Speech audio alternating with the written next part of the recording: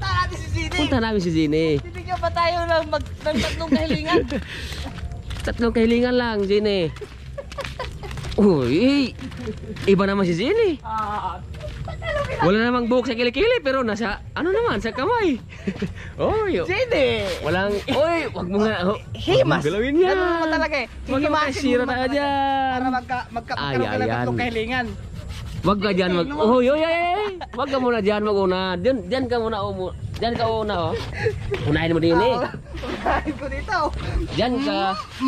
Zini lumabas ka. Oh, ayan na lumabas si Zini.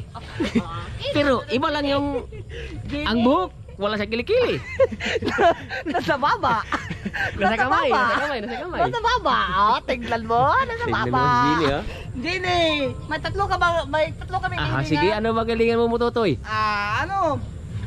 Bibigyan mo ba kami ng magandang babae?